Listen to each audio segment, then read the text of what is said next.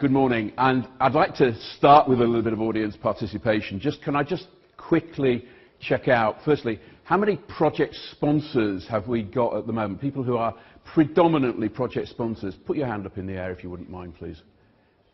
Very sort of half-heartedly, one or two people. So I've got about 4 of you in the room. Oh, so 5 of you. Okay, thank you. The rest of you, general project management roles, PMO, that sort of thing, yeah? Okay. How many of you in the latter group have received some form of training, please? That's the project manager group. Any type of training. Go on, hands higher, higher, higher. A pretty significant proportion. Of the 5 of you who are project sponsors, how many of you have received any training, please? That's pretty good, actually. That's the highest proportion that I've ever seen. Thank you. I'm really, really pleased about that. But what I have to tell you, and talking with Stephen just beforehand, is that we both find that there's a massive emphasis on the training of project managers and people involved in projects generally, and that's how it should be. That's good. But there's been very little training when it comes to project sponsorship. So part of today, for me, is to encourage you to be helping in this process of going away from here and developing the project sponsors. So, as part of my brief from UCISA, they said to me, there's got to be takeaways. There's got to be takeaways from this conference. That's what you told me. And I'd like you to take something away immediately, please, from today. And that takeaway is this. I'd like you to be going back and talking to your project sponsor, whoever he or she may be, or whoever they may be. Because what you will find is the following. This is a company which I'll talk about a little bit more. They produced the report, the Chaos Manifesto 2012, the year of the executive sponsor. It wasn't quite the year of the executive sponsor, but it did start to raise awareness. And what they said was this.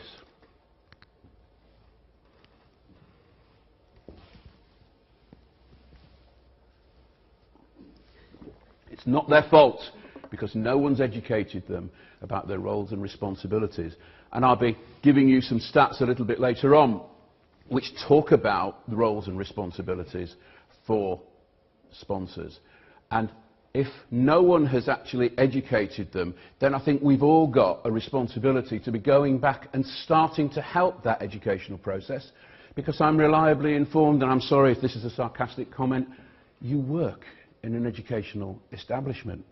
So please, let's get some education going with our sponsors. As you'll see, the stats aren't very good. So what am I going to be talking about today? What's on the agenda? I want to talk about what I mean by the role of sponsor, and believe it or not, I want to give you a checklist. Okay, a checklist which will give you information about sponsorship so that people can be, hopefully, they're just that little bit more engaged and active. I want to look at some research findings, and I want to talk about those of you who completed the pre-course questionnaire. And thank you, I met some of you last night, and very grateful for that. That was a specific questionnaire designed for this conference, so I really do appreciate those who filled it out. I also want to start to talk about some of the steps that you can start to take to have that dialogue, and I'm hoping that there's takeaways all the way through, and in particular I'm going to give you a page on our website which has got lots and lots of stuff, including the checklist that we're going to talk about. So let's just start to understand a little bit more what we mean. And this is a definition I've been using for about the last 10 years, and hopefully it makes sense to you all. And there will be a time for questions at the end, and if any of you have got any queries particularly about this, then do. Now, you all work in bureaucratic organisations, and the thing that really intrigues me is how we create these organisational structures, and we spend ages when a new job role is developed and putting together person specs and job descriptions and so on. But do we do the same for our project sponsors? No, we don't. We don't. And what I want to emphasise to you is that it's only over the last few years that we've actually started to talk about sponsorship as being a key part of project management. And this is a book I co-wrote 3 or 4 years ago, and I just want to emphasise that this is where the checklist came from. But the first one isn't all me. As was pointed out, makes you look a little bit older on. That's the combined experience of all of the 3 authors, and a lot of solid experience there. And when we put the list together, which I have since changed, we did a literature search. Very, very little. Pleased to say, since the publication of this, there's more stuff being published all the time. We actually went out, spoke to project managers, spoke to project sponsors, ran some workshops, and actually field tested this, and it worked. And I further refined it with other speaking engagements and workshops. So what's on this? And I'm going to take you through it. You will be able to download this, and when you get this document, it's a 4-page, you're going to have a front sheet from where it's come from. This first page just gives you the check sheet, and at the back there are 2 pages of much more explanation. So let's begin to talk about what this means, what's involved. How many of your sponsors lack the energy, lack the motivation? Just put your hands up. I'd be very intrigued just to find out. I'm getting quite a few hands up already. Without this, without the energy and motivation, how are they going to actually encourage others and get others to deliver? And I think this is the key thing. If this is not there, if this is not present, I firmly believe your project will not be as successful. They've got to be engaged, and they've got to have that energy and that motivation. PMI, the Project Management Institute, suggest that if you can only focus on those key strategic projects, you will deliver significantly more projects rather than the nice-to-haves which get in the way. And as what you'll see, number 2 links in with one later on, that if your project isn't going in the direction of where your academic institution wants you to go, the sponsor should actually be saying no. Some of these are pretty self-explanatory, but even last night, talking to a few people, I discovered that projects are still going ahead without even having a business case. We are talking also about making sure that reports are developed. I found running project management courses that one of the weakest areas is governance in projects. I get people to list out what's project governance like, put it up on a flip chart with post-it notes, and the number that are in the negative column far, far exceeds those that are in the positive column. So what we're looking for is some proper governance, and also these reports are going to go to the board, and who chairs the board? The project sponsor, or the steering group, whatever you actually want to call it. And this is the makes go, no-go decisions. And one of the things that came from Stephen's session for me was that quite often decision-making in this sector is actually very, very slow. It's got to go through myriads of committees or whatever, and actually lots of opportunities are being lost. So the sponsor could be able to speed this up by making decisions that maybe the project board would make, because you always can't get people in the same room at the same time or even on the phone. After the project is ended, how many of you formally have some sort of review process and learning that goes into that? I've got 1 or 2 people putting their hands up already, thank you. And this one's fairly self-explanatory. The interesting thing is, it's about making sure plans are realistic. I'm still getting project managers say to me, plans that we produce are not realistic. Well, why have them in the first place? So the sponsor has got to make sure and challenge that plans are realistic, alongside making sure, and I do believe change control, despite what Stephen said earlier, change control should be in place. I think we missed a few words there. And also about working with stakeholders, making sure there's a number of things around stakeholders that they need to be doing. Exerting organisational authority. Quite often people are telling me their sponsor just completely abdicates from what they're supposed to be doing. They don't make any decisions. And certainly where there are problems of inter-boundary issues. How many of you have inter-boundary issues within your projects? Yeah, nodding of heads. And some of these are pretty serious. So what we're looking for is some intervention where organisational authority by the sponsor can be useful. And also, interesting, Stephen mentioned it this morning, political issues. Project managers aren't always aware of what they are. So the sponsor should be briefing them. And I'm running a workshop in January, and I've done a pre-course assessment, and one of the things that's come out is this last point about visibility. 2 comments. Projects are not visible in the organisation. My sponsor isn't doing enough. More work with stakeholders and building communication strategies. Interesting, we've done some research, and 67% of project managers are suggesting that project communications is poor or very poor. 67%, that's a huge, huge percentage. Finally, the chief risk taker. Now, that does not mean managing each of the risks, but it does mean taking responsibility and accountability for the overall risks for that project, and making sure, firstly, that risks are assessed, mitigated, and people are actioning things. I have to be honest and say this is not the strongest of areas in project management. I'm still seeing projects where risks are identified but not managed and not detailed enough. Now let's take a pulse for a moment. 15 different activities.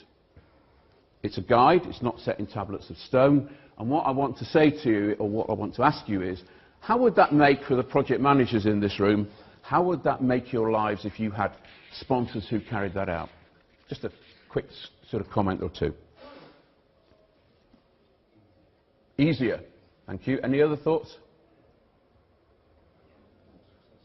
Sorry? More successful. More successful? I can't hear. Someone said? Supported, thank you. An overhead. Say a bit more. There's a lot of communication which will not necessarily take place, should take place, but just do it, it can get in the way.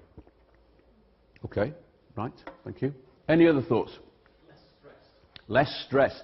Can I link to that and just say what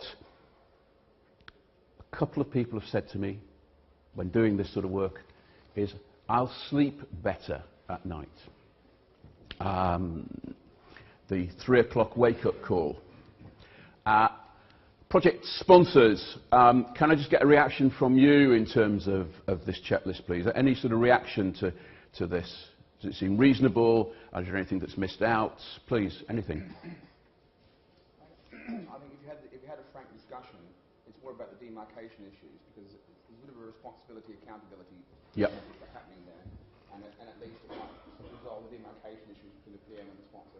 Yeah, I've actually got no problem with what you're saying. I don't know if you all heard that. It's about demarcation between the sponsor and the project management and the need for a discussion. So I've actually got no problem with that, and we'll pick that up very shortly. Any other observations, please? One of the things that I found, and I'm very new to the HE environment, is that sponsors aren't given any extra capacity to undertake a sponsorship role. Yep. And they're already hugely busy and, stressed themselves. Yep. And actually, somebody having time to undertake all of those activities is very rare.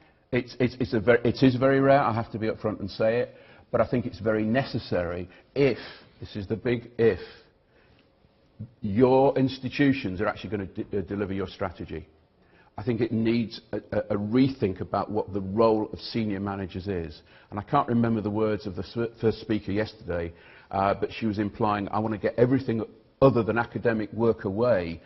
from heads of school, but yet it's heads of school that are actually sponsoring some of the projects that are going on, major projects that are going on in some of your universities and establishments. So I would sort of put a question mark there.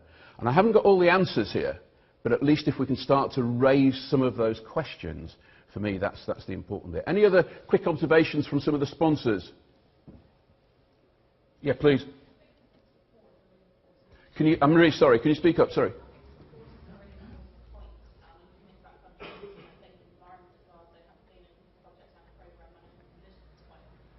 I'm really sorry, I actually can't hear you. Sorry, we're going to get you a mic, I'm sorry. Lady at the back, right at the very back, in front of the camera.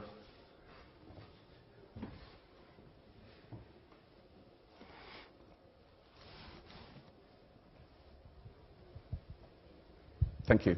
I was just saying, for me, the point about support is really, really important, and creating a safe environment for project and programme managers. Having been in that position myself in the past, I think you can feel quite exposed and quite under fire at times. So as a sponsor, just creating that safe environment, supporting project and programme managers, and making them feel like actually you've got their back is really important as well. I actually agree with you, and I'm going to be talking about raising your head above the parapet and what that actually means fairly shortly. So thank you. We're about sort of maybe half a dozen slides or maybe a bit more away from that. But thank you.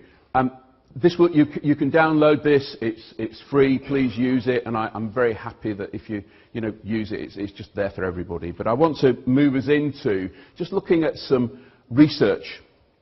And I just want to point out that I'm using as research the Project Management Institute annual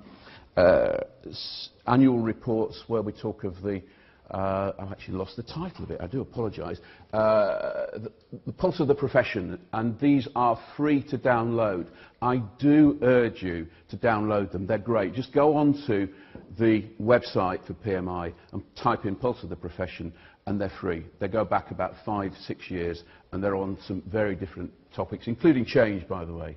And there's a couple of other reports that are up there as well. Now, interestingly, all of the books, all of the reports point to the importance of the sponsor role and the importance of active and engaged sponsors. Don't suppose it's any surprise, really. And APM, in a webinar that I was on, what gives most problems from 14 different criteria, it was project sponsorship. Now, the statistics that were previously quoted by Stephen about failure mainly come from an organisation called Standish, who produce every year the Chaos Report. And you will be able to see here that these are the 10 factors that contribute to project success. And executive sponsorship at the top of the tree, followed by emotional maturity and user involvement. And you can get this report, you can get that at this particular URL there. Now, I want to bring this up to date by looking at the Pulse of the Profession 2016. And I'm sorry about these garish colours, but I wanted something that stood out. So I'm going to be using blue for projects that have got executive sponsor support and green where it doesn't. And I actually think that the next 3 slides, for me, justify any time, expenditure that you are going to have in terms of project sponsorship. So let's just whip through them. You can see that what we have here is 76% of projects meet their goals and intent, as against 46. 76 where we've got executive support, and 46 where we don't. What about those that are going to be within budget? 66% have got executive sponsor support, and 40% don't. And we've got 62% that are on time with support, and only 36 without that executive support. And what about scope creep? That dreaded scope creep. 40% versus 48. And finally, deemed project failures. Now, this is not my stats, this is PMI from the latest report. Okay? And in that report, they talk about the cost of failure. And they talk about variance in terms of cost. And for me, the key words that I want to use here are that with the positive, good sponsorship, you are 29% more likely to deliver what was expected. But you are 13% more likely not to deliver what was expected with poor sponsorship. Now, if you're like me, you have to, I had to read that 3 or 4 times to really understand that. What I did was I translated that into a 100 million portfolio of projects, which I'm sure for some of your institutions is not very large in some cases. So let's just look at the figures. What does it actually mean? It means with poor project sponsorship, it's actually costing you, leave the red figures for the moment, 113 million, but with good sponsorship, 71 million. Now, these are not my figures, these are PMI. But remember, this is 2015. We now need to look at 2016. And 2016 is a 12% increase on those figures, and that's the red figures. So you can begin to see the cost of sponsorship is huge. The cost of poor project sponsorship is huge, I'd better say. 126 versus 62.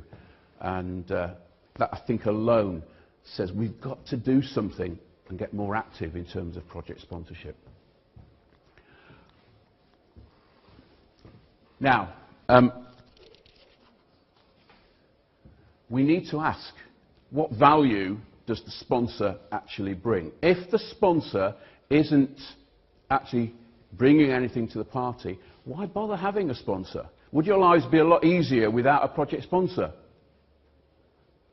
Certainly some nods. Oh, no, no. What do people come on? Yes, put your hands up. No? So thank you. So most of you are saying no, thank you. And it has to be that the sponsor has to have some value.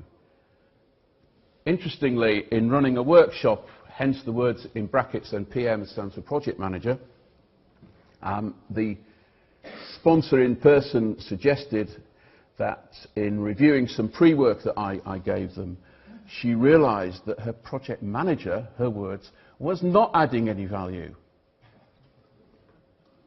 So it works both ways. It works both ways. So we need to ensure that project managers add value. Now, for those of you who were aware, I sent out a questionnaire, and my thanks to UCISA for sending out this questionnaire and analysing it. And I want to show you the figures. We got 86 responses to the questionnaire, and I'm using the same garish colour scheme. And interestingly, look at the number of projects, or people are saying that they don't have sponsors in place. What chance of success will those projects have? Thank you, shaking your head. I don't think very much. Well, there could well be. You're going to have to struggle, and struggle very hard. What about training of sponsors to be effective? The figures are awful. We found very similar figures when we did it, 86%. This is an interesting one about sponsors being engaged, because all the research says engaged and active sponsors do make a difference. The figures here are very high, 65%. They're probably the high end. I wouldn't have expected them to be that, but I'm pleased. I'm very pleased to see that they're that high. And do you believe engaged sponsors make a difference? Everybody. But yet we've got a gap of 34%. What about tools? Well, there's a significant number of people who are saying no, but we've still got a lot of people who think tools are more important. And finally, let me just, before I ask this question, how many of you are engaged in what would be regarded as a major, major project? Define it as you will, going over sort of 2 years, spending tons of money and so on. Okay, reasonable number of people in here. Because one of the things I'm seeing is, I'm querying is the experience of matching sponsor with the type of project that they're actually sponsoring. Okay. Are they carefully selected? Now, this is the stats that came out. I'm pleased to see about a third of you are saying yes, but still 2/3 are saying no. Now, those are not good stats. This question came from a piece of work that I did with a board of directors in a car company where a couple of people were just given major change projects, huge projects. And to be fair to one of the people, she said to me, I've never even managed a project, let alone sponsored a project, but yet every single thing that this company was doing in financial matters relating to the customer was going to be app-based.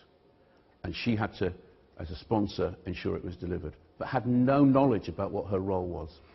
So the training that we did was actually quite interesting. Now, I want to switch, if I can, away from my slides just for a moment. I gather that darkens it. Just to say thank you for those of you who last night, who I pounced on and said, could I just have a quick word about project sponsorship? So thank you. I appreciated the 20 people roughly who I spoke to. And there were some interesting results. One person said that they had got 3 project sponsors for one project. Get some more water, thank you. That's probably the largest number of sponsors that I've actually come across. But this is the key thing, thank you. This is the key thing. It worked, and it works for them. I'm a pragmatist, and I say to people, look, if it works, then do it. But normally, there's at least one. And it's better to have 3 that work than none that don't, okay? I had a large number of people, quite a large number of people who said they didn't have any sponsors at all. And a reasonable number of people who said, well, the sponsors got no time to manage these projects. And in particular, one person said, look, I've got no time for sponsoring this project, get on with it. And 3 people said, we don't have any training for our project sponsors, and it's badly needed. Incidentally, a side issue are the large numbers of people who sit on project boards and steering groups. I had 12 people mentioned in one particular conversation, and the very slow decision making.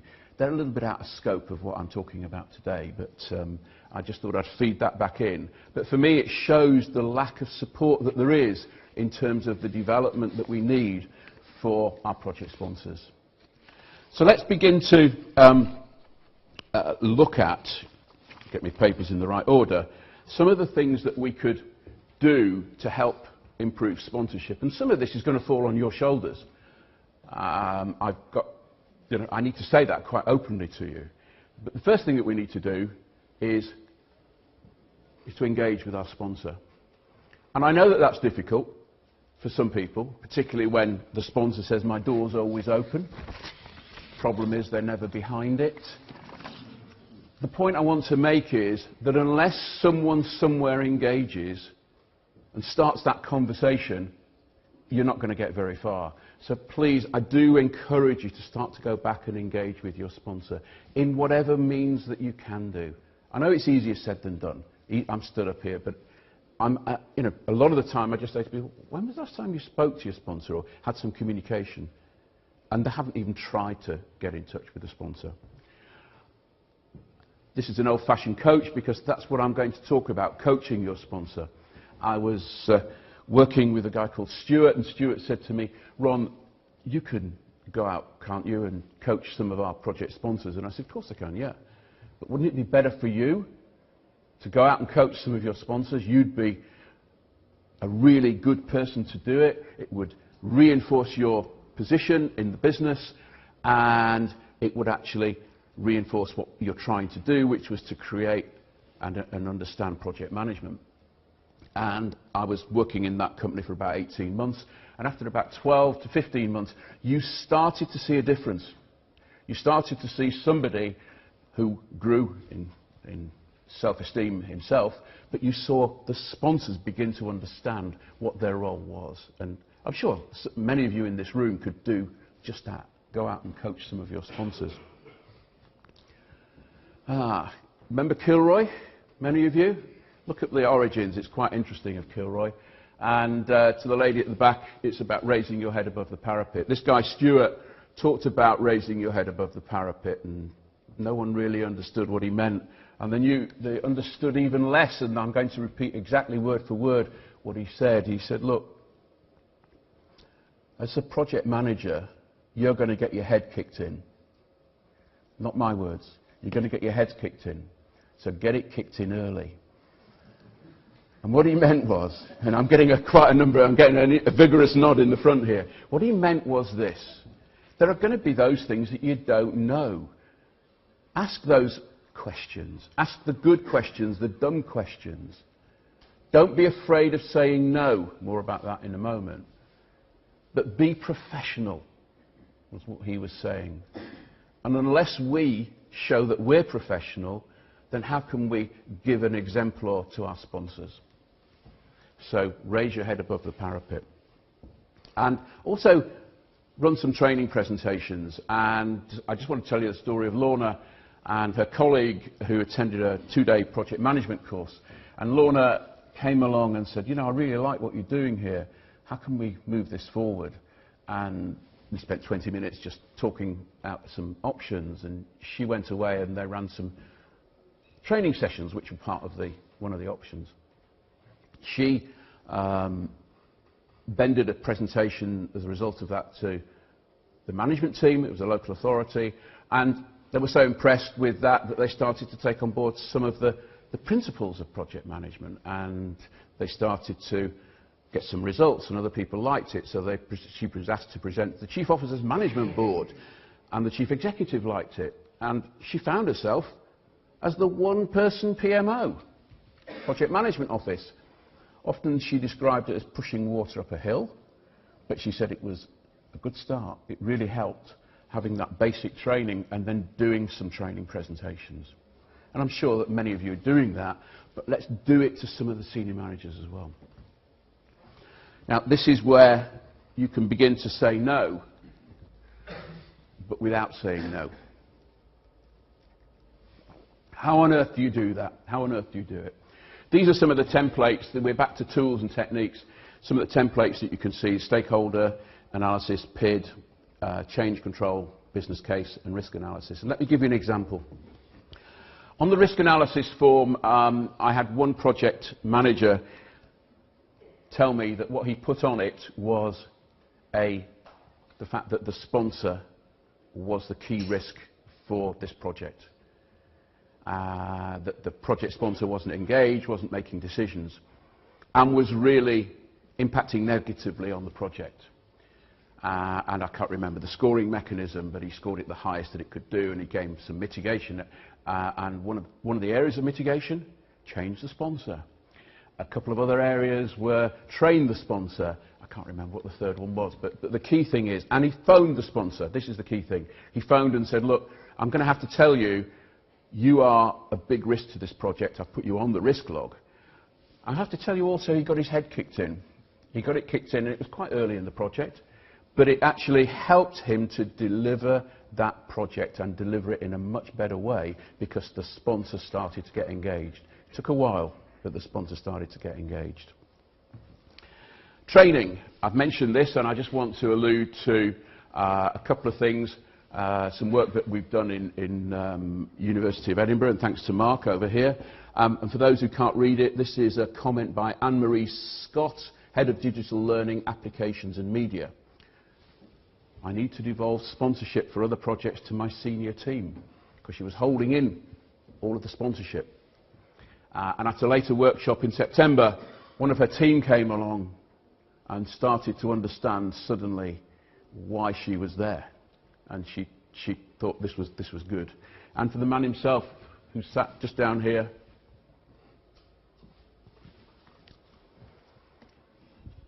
and it does make a difference. So we're coming towards the end of this, and but before I do, actually, I just want to tell you, I put a blog up this week on LinkedIn.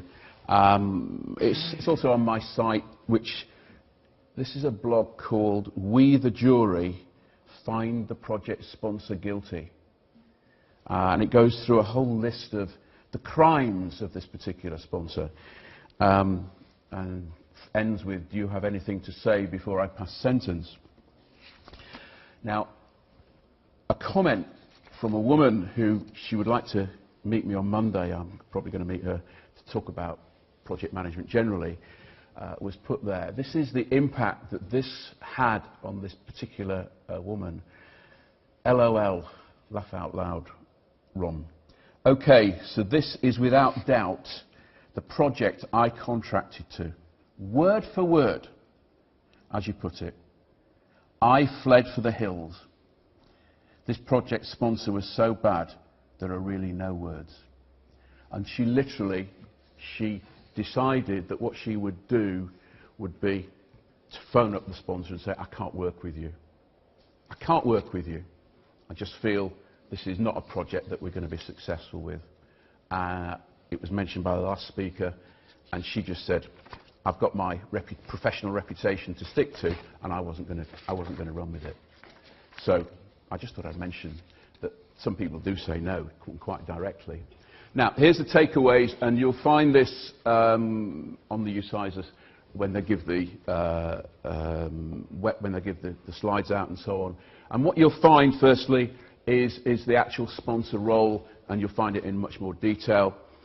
You'll find some stories from project managers about project sponsors, and we did a worldwide call for stories, and I have to be up front and say, for every 20 stories that we got, there was only one positive one. That's a terrible indictment. And some of those stories are really awful. I've run a number of sessions where I've got people to talk about, and we've only put some up today, about ideas to bridge the gap between the sponsor and the project manager. And there's lots of articles, and there's books and so on, and blog postings. So it's all there. They're all and feel free to go there. You know, I'm not asking you to pay money. It's there free of charge. So let's begin to wind down and summarise the session. What I'm hoping is that you will see that there is a need for a checklist. Interesting about the aeroplane analogy, because the really interesting thing is that checklists actually started with an air crash, if any of you are interested, and talk to me about it later. And it was the Flying Fortress, the American plane, which crashed in the 1940s and was then discarded, but actually became one of the most successful airplanes for the US forces. And this is how checklists came about. Very useful for them, and I'm hoping it's going to be useful for you. Some research stats, the importance of the role and the stats that go with it, variance without active sponsors, and the impact of the 100 million portfolio. What I want to just do is I want to go back and just say this, because it's not quite the right slide that's up there, but I feel that for me the questionnaire results, these are the ones that came particularly for HE, they show that there's a lack of support for sponsorship in HE generally, and there's more support that's actually needed for them, of which I think you can play your role. That's not to say they shouldn't play theirs, but you can play your role. We've looked at some of the steps you can take. Whoops, whoa, we're all going out of order there, but anyway. And some of the benefits of sponsor training, and indeed some of the takeaways. I hope that you can begin to see that sponsorship can make a difference, okay, what it means to project success. And I've got roughly 8 minutes, something like that, and I'm happy to take any questions that you may have. So thank you.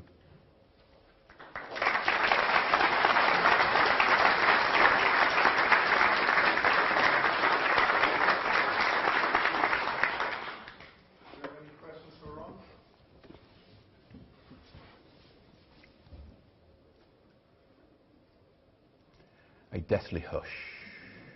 I've got one. We work in a fairly small organisation. Well, there's lots of organisations, very small one. And one of the find is that, work in a small organisation, one of the things we find is that doing a range of projects, it's the same people that need to sponsor the projects because there aren't that many people there to sponsor. So how do you, tactics for overcoming I think that? it's back to this lady's point about where are you going to get all the time, and I think it's. Can I just ask you how many is small when you say small? Well, in my organisation is probably about 200 people. So so the senior team is very small. There's not many people below that. So. Well, in that case, I think you're actually quite limited in what you can do. I think that you've got to make sure that those who are the sponsors are trained and understand their role properly. But what I've actually seen and seen more of is that sometimes sponsors are from outside of the organisation. And that model, well, firstly let me just check. Has anyone else seen this at all? Where the sponsor is actually outside the organisation? Yeah? Not exactly, but certainly out with the principal operating departments. Right. Or the end product. Okay. Yeah. But I've actually seen this, and I've actually seen it, and it works. It works. I wouldn't like to say it works well, but it works. Yeah, that's what I would say. Gentleman down here. Can I sort of hypothesise an answer to the question? I think it's to do with maturity levels of organisations. Mm-hmm. If you have a very flat project structure, if you like, then it's very likely that you're going to be calling on relatively senior managers to sponsor a large number of projects. Mm.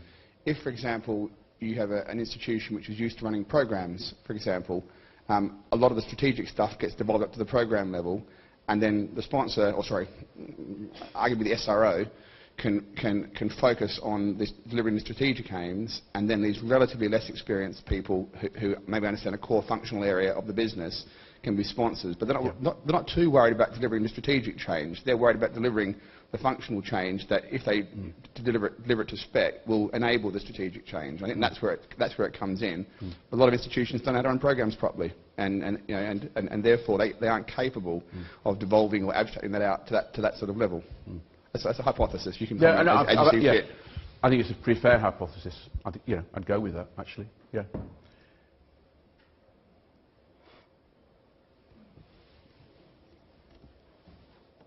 Okay, thanks, Ron. It's Mark Ritchie from the University of Edinburgh.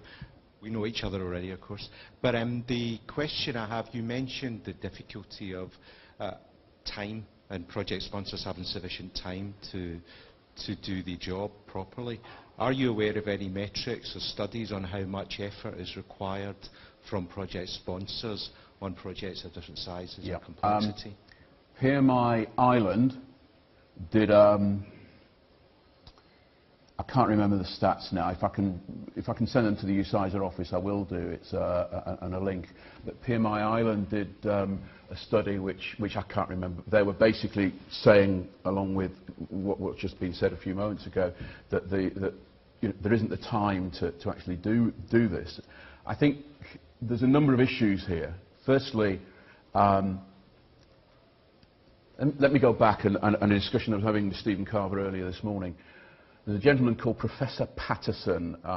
He's a long-standing guy. If you look online at Professor Patterson's decision levels, decision level 6 is we're dealing with strategy, and decision level 1 is we're making a cup of tea. Sorry, I can't think of anything it's pretty low level anyway, repetitive. One of the things that I've seen over the years, and whenever I've worked with senior managers on a one-to-one basis, I'm seeing that senior managers are actually operating, they should be operating at 5 and 6. They're actually operating at levels 3 and 4.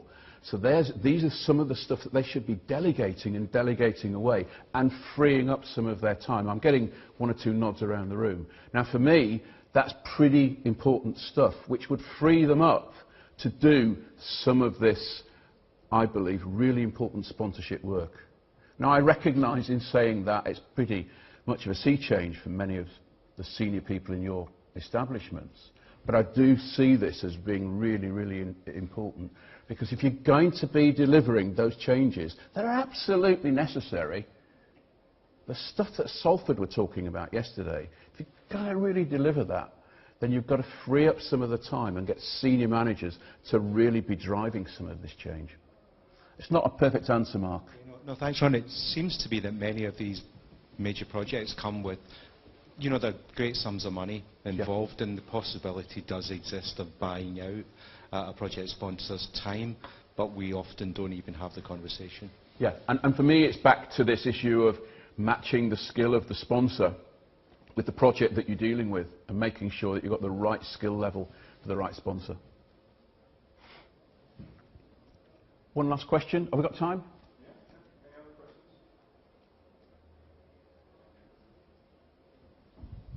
Hi, Simon Geller from University of Sheffield. I'm just wondering how hard-nosed we should be about this. Should we be saying, you know, if your sponsor hasn't got training, sack them? And, you know, and, okay, so that if you have to delegate, how low can you go, you know, and have your project still be effective? I'm smiling because in the book that we wrote, we actually suggested that the project team should form first, and the project team should go through the recruitment process for the project sponsor. Highly unlikely, of course. Who knows? But I do believe, I mean, let's just move sideways for a second. How many of you have done any equal opportunities training or diversity training? Quite a large number of you. Do your institutions actually turn around and say you can't recruit until you've done this training? Yeah. Well, maybe we should be doing the same sort of thing. And I'm not, you know, I'm putting it out there to be controversial. And in fact, I hear a blog coming on, he says. But the serious point is that we have got sponsors who are in place who are actually not qualified to do the job. They don't actually even understand some of the basic principles of project management. And they don't understand what a project is. And things like change control, you know, scope creep. Some of the stats that are up there that I showed you. Very interestingly, project managers say it's the project sponsor that's the root cause of many of these scope creep and changes. So there, I think, tells a story. Whether you actually want to make it mandatory, I'll leave up to your academic institution. Yeah. Folks, thank you very much for listening. I very much appreciate it. Thank you for letting me be part of your conference. Thanks to UCISA. And I want to say just one thing, which I said to a group last night. I actually believe that many of you in the university sector are in advance of many of the people who are in companies that I work in. And I'm saying that quite seriously. And I really wish you well with all your change projects. Thank you.